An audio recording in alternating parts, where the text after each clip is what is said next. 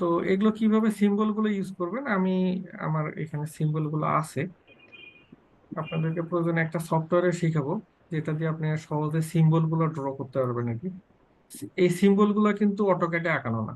হ্যাঁ, এগুলো আমি আরেকটা সফটওয়্যারে করে তারপরে এটা অটোক্যাডে কনভার্ট করছি আর কি। এই যে ভিসিবিতে আঁকাইছি, এগুলো কিন্তু অটোক্যাডে আঁকানো না। এত সময় নিয়ে আঁকানোর সময় আছে? এরকম একটা এসএলডি বানাইছি 15 মিনিট ম্যাক্সিমাম। তো আপনি ওই আলাদা একটা এটা কোন সফটওয়্যারে করে? এটা আমাকে দিতে হবে, এটা বাইরের সফটওয়্যার, তো এটা অনলাইনে নেই। LSPS, ঠিক আছে, এটা আমি দিব। খুব ইজি সফটওয়্যার, একদিন দেখলেই পারবেন আর কি। পরে আপনি যারা যারা অটোক্যাড পারেন অটোক্যাডে কনভার্ট করতে নেবেন আর কি। আচ্ছা, এগুলো সব সিম্বল গুলো ওই সফটওয়্যার থেকেই নেওয়া আর কি। যে সিম্বল আছে, সিম্বল যদি আপনি পেয়ে যান বাকিটুকু আপনি কি করতে পারবেন, ইজিলি টানাটানি করে লাগাই ফেলতে পারবেন আর কি। আচ্ছা, তাহলে এখন আমরা এই পর্যন্ত আপনারা করেন অ্যাসাইনমেন্টটা।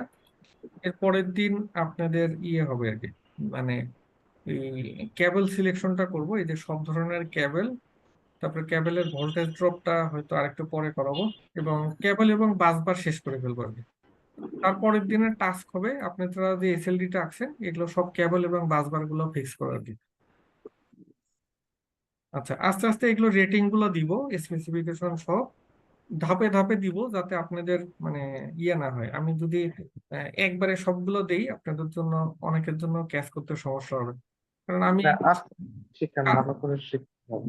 কাজ শিখছি অনেক দিনে, আর আপনারা একদিনে শিখে যাবেন এটা আমি আশা করি না আর কি।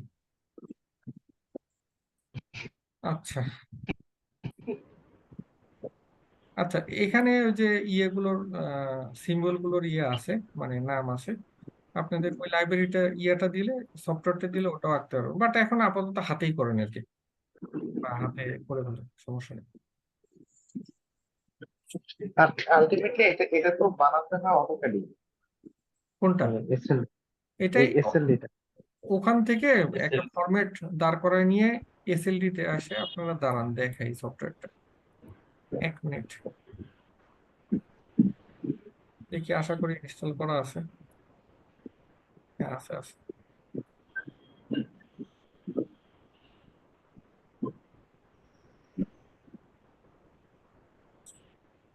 চালু হয়েছে, দাঁড়ান দেখাচ্ছি। আমি বেশ কিছু সফটওয়্যার নিয়ে কাজ করি, মানে ইট্যাপ নিয়ে কাজ করি, এ নিয়ে অনেকগুলো সফটওয়্যার নিয়ে কাজ করি। তো আহ, এটা হলো এটা এই হাই ভোল্টেজ সিমুলেশন করা যায়? হ্যাঁ হ্যাঁ, সব করা যায়। শর্ট সার্কিট, হারমোনিক্স, ট্রানজিয়েন্ট, সব করা যায়।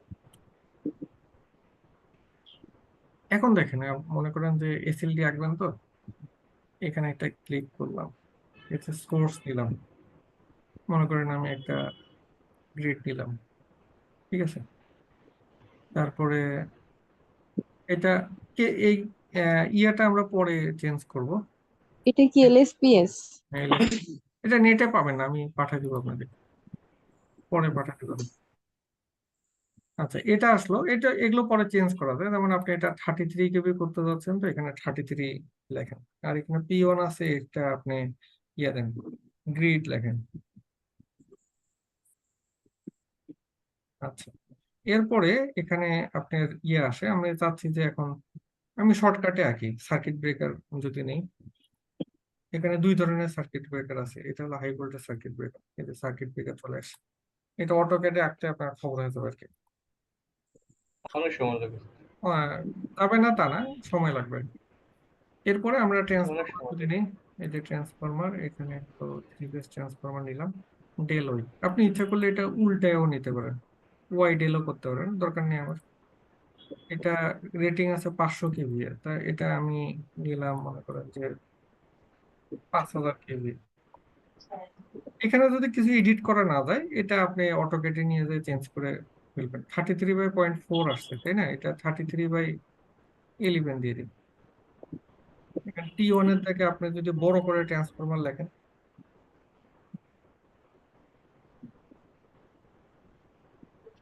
মানে যা খুশি তাই লিখতে পারবেন, আপনার নামও লিখতে পারবেন। এরপরে আবার মনে করেন যে আরেকটা ইয়ে নিই।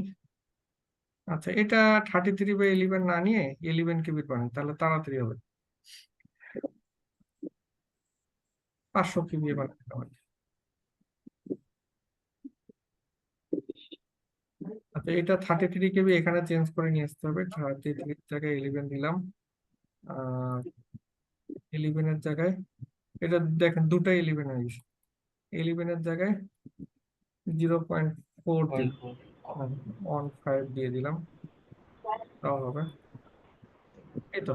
এরপরে আমরা কি করব, একটা লো ভোল্টেজ সার্কিট ব্রেকার নেবো। ওই যে সার্কিট ব্রেকার কোথায়, bus bar circuit breaker, low voltage circuit breaker. এরপরে আমরা কি নিব, বাস নিব। এখানে বাস নিই, বাস বার, যে বাস বার,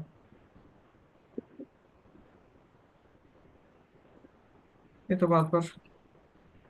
এরপরে বাস বারের পরে আমরা এখন লোড নিই। আচ্ছা, ব্রেকার নিতে হবে কয়েকটা।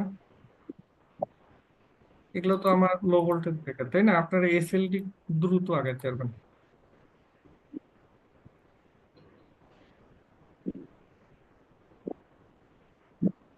আমি জ্ঞান হাইড করার পক্ষপাতী না, আপনারা এখানে শিখে আরো 2-3 জনকে শিখান, তাহলে আপনাদের শেখাটা পারফেক্ট হবে। প্রয়োজনে নাস্তা খাওয়ায় শিখান, যে আপনি তুই আয় তোরে শিখাবো, তোরে নাস্তা খাওয়াবো। তারপরেও ভালো আর কি নিজের জন্য। এখানে মনে করেন আমি ক্যাপাসিটর ব্যাংক যদি দিই, এর মধ্যে লোড আছে, এর নিচে একটা গ্রাউন্ডিং বসাবো। এই যে এখানে গ্রাউন্ড,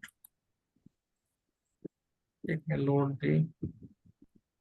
মনে করেন এখানে একটা মোটর বসাবো, এখানে একটা মোটর বসাতে পারি। এর রেটিং পরে চেঞ্জ করা যাবে।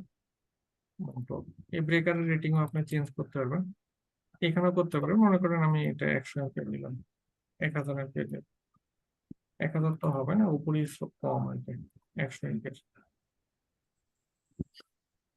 এইভাবে করে আপনি এটা কি করবেন, ফাইল প্রথমে সিলেক্ট করে নেবেন সেফটির জন্য, না হলে পুরোটা হবে না।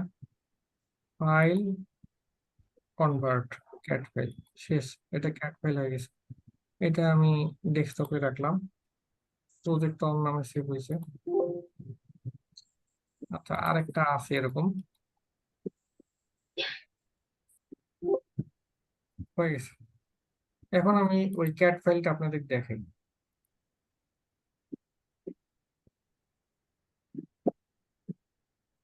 একটু ইয়ে করেন, আমি অটোক্যাডটা ওপেন করি, তাহলে দেখতে পারবেন। অনেকে প্রশ্ন করছেন, ওই জন্য দেখালাম আজকে। এটা পাওয়া গেছে। জুম চালু হলে অটোক্যাড অন হতে একটুখানি সময় লাগে আর কি। আপনারা যদি অটোক্যাড চালায় জুম চালান, তাহলে কি করবেন, আগে অটোক্যাড ইয়ে করবেন আর কি, অন করে অন তারপর। করে রাখবেন। হ্যাঁ, হয়ে গেছে অবশ্য। চলে আসে। এখন আমি একটু শেয়ার করি, তাহলে দেখতে পারবেন।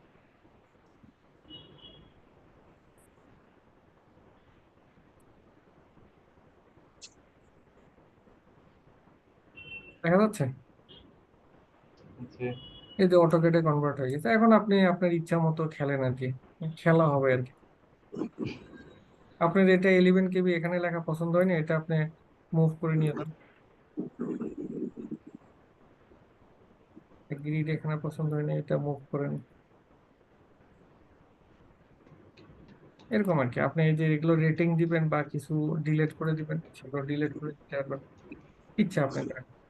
আপনার লেখার ফন্ট পছন্দ হচ্ছে না, ফন্ট চেঞ্জ করে নেন।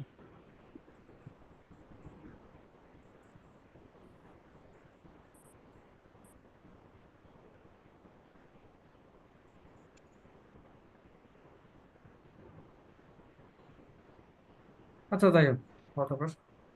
এভাবে আপনারা খুব দ্রুত কিছু আঁকতে পারবেন, আর এগুলো কপি পেস্ট করে এখন যা খুশি তাই করতে পারবেন আর কি।